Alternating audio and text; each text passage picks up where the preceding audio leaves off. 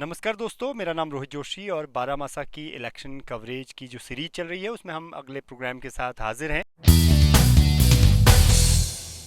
असल में आज सुबह सुबह एक ट्वीट हरीश रावत ने किया है जो कि उत्तराखंड में जो इलेक्शंस चल रहे हैं उसमें कांग्रेस की कमान संभाल रहे हैं और एक तरह से माना जा रहा है अघोषित रूप से उन्हें सीएम कैंडिडेट भी माना जा रहा है कुछ हलकों में, लेकिन हालांकि ये अभी कांग्रेस ने डिक्लेयर नहीं किया है।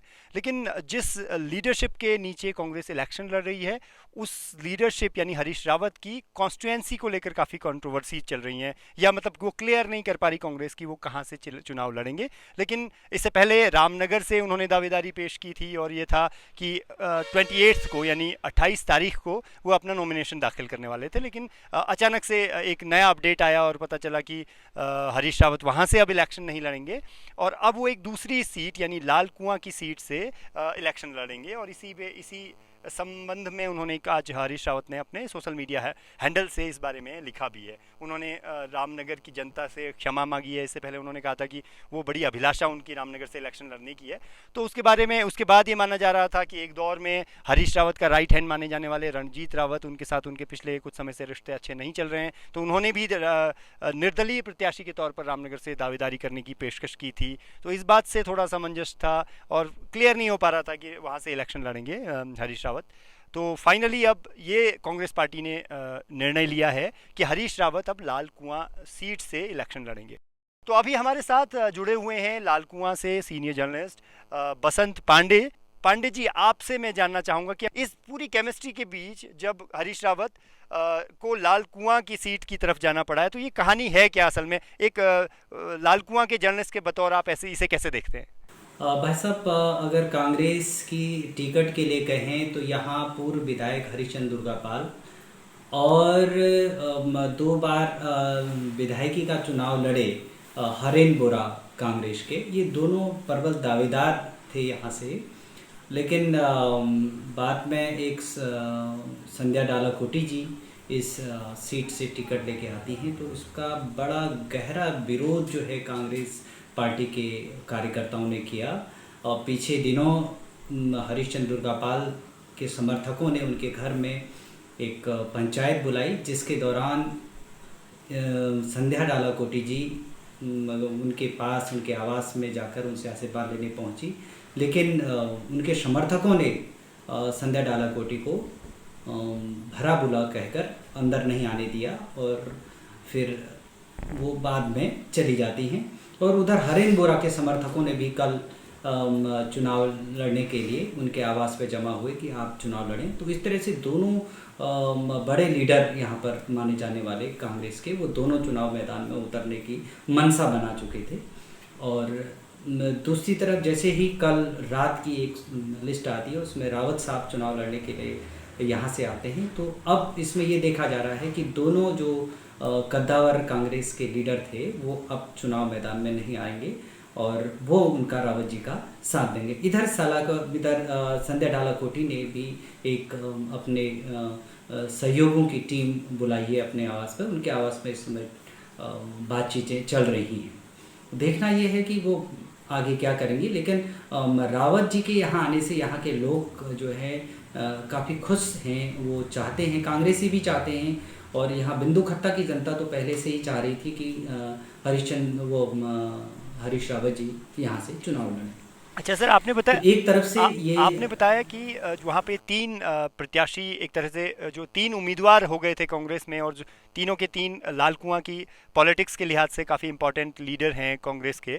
तो अब क्या हरीश रावत के उधर आने के बाद से अब ये जो एक तरह से असंतोष था टिकट बंटवारे को लेकर, क्या वो दूर होगा? क्या संध्या डालाकोटी जो है, क्या वो खुश हैं इस बिल्कुल फैसले बिल्कुल से कि उनका टिकट पहले दिया गया अब उनको? वो इस फैसले से इस पहले से वो नाराज हैं, इसीलिए वो अपने सहयोगी के साथ अपने आवास पर इस समय बैठक कर रही हैं। लेकिन उनके नाराज होने से कांग्रेस को उतना ज़्यादा नुकसान नहीं होगा ऐसा लग रहा है, और शायद वो भी रावत जी के आने से उनके साथ ही होंगी ऐसा माना जा रहा है।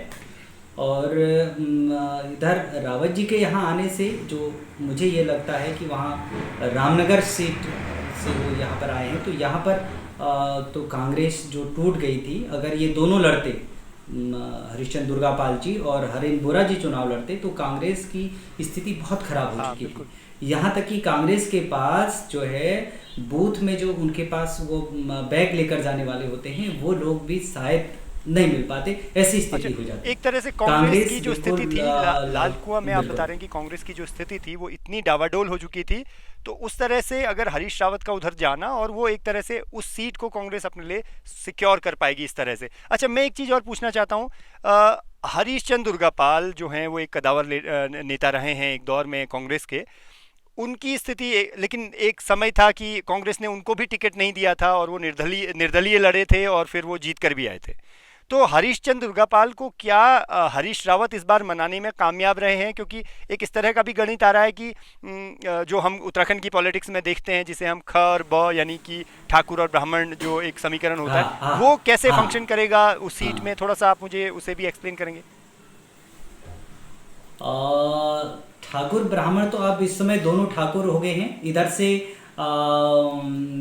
जो भाजपा का कैंडिडेट हैं डॉक्टर मोहन बिष्ट वो भी ठाकुर ही हैं, इधर हरीश रावत भी इस पर आए हैं। तो मेरे ख्याल से इस समय ये ज़्यादा यहाँ पर नहीं लगता है कि यहाँ पर ब्राह्मणवाद और ठाकुरवाद जैसे समीकरण काम सामने करेंगे। आएगा। अच्छा, हरीश चंद्र दुर्गापाल क्या इस बात से आपको लग रहा है कि वहाँ संतुष्ट हैं कि वहाँ उनको टिकट नहीं मिला और हरीश रावत जो कि इतने बड़े लीडर हैं कांग्रेस के, वो वहाँ से आके इलेक्शन लड़ रहे हैं, इस बात पे वो राजी दिख रहे हैं? हाँ, इस बात पर उनकी कोई ऐसी नकारात्मक चीज़ें बाहर नहीं आई हैं और वो इस पर कुछ भी बोलने को तैयार नहीं है। ऐसा लगता है कि वो मान जाएंगे आसानी से। मान अच्छा, तो जाएंगे। ये जी एक तरह जी। से इस बार जो पिछली बार का मैंने अपने जब मैं पहले भी जिक्र कर रहा था कि पिछली बार हरीश रावत ही चेहरा थे कांग्रेस के, लेकिन वो दो दो कॉन्स्टिट्यूएंसी से हार गए थे। इस बार ये बात तो तय है कि इस पिछले बार के अनुभवों से वो इस बार रिस्क तो नहीं ले सकते, जैसे कि रामनगर सीट को अभी छोड़ देना, क्योंकि यहाँ पर विवाद उठ गया था, रणजीत सिंह रावत के बयान आए कि वो इलेक्शन लड़ेंगे निर्दलीय। उस तरह की किसी भी कंट्रोवर्सी से बचे बगैर वो कम से कम अपनी सीट को सिक्योर करने की तरफ तो बढ़ेंगे ही। तो आप मान रहे हैं कि जो ये वाला मूव है कि रामनगर छोड़कर लाल कुआं आ जाना, हरीश रावत अपनी सीट सिक्योर कर पाएंगे और निकाल ले जाएंगे? बिल्कुल बिल्कुल ऐसा लगता है कि इस समय जो है रावत साहब सीट को ठीक ठाक अच्छा, निकाल देंगे। तो अब मैं थोड़ा सा बीजेपी की पॉलिटिक्स जो लाल कुआं की है उस पर बात करूं। बीजेपी की क्या स्थिति है? उन्होंने भी जी नवीन दुमका जो सिटिंग एमएलए रहे थे पिछली बार के, उनका टिकट काट दिया और एक नए जी। प्रत्याशी को अपनी तरफ से पेश किया है, मोहन बिष्ट, शायद मुझे सही नाम याद है। तो हाँ अब वहाँ बीजेपी की पॉलिटिक्स का क्या गणित है, थोड़ा सा मुझे समझाएंगे? हाँ, अभी जैसे नवीन दुमका जी से बातचीत हुई थी तो दुमका जी का ये कहना है कि जो नेतृत्व है तो उसी नेतृत्व के साथ मैं हूँ, मैं अलग से ऐसा कुछ करने वाला नहीं हूँ। हो सकता है कि समीकरण जैसे कल रात बदले हैं, क्या पता कुछ ऐसे समीकरण आगे भी बदल सकते हैं, लेकिन मेरी तरफ से अलग से निर्दलीय चुनाव लड़ने का कोई ऐसा नहीं है अभी, जब तक कि मेरे पार्टी के और मेंबरान और सब लोग कह रहे हैं। लेकिन मैं इस पर अभी कुछ भी कहने से बच रहा हूँ। और दूसरी तरफ वहीं पवन चौहान जो कि लालकुआं से बिलोंग करते हैं और पूर्व नगर पंचायत अध्यक्ष रहे हैं, वो भी इसमें दावेदारी कर रहे हैं। तो उन्होंने आज बैठक बुलाकर कहा भाजपा से इस्तीफा देकर चुनाव लड़ने अच्छा, का वो ऐलान निर्दलीय किया है। लड़ेंगे। अच्छा, और हाँ, वो निर्दलीय लड़ेंगे, भाजपा से उन्होंने त्यागपत्र अगर देने की घोषणा कांग्रेस की है। अपने समीकरणों वही को साथ जाती है तो बीजेपी की तरफ जो ये फूट पड़ी है, तो वो एक तरह से असर डालेगी इन चुनावों को।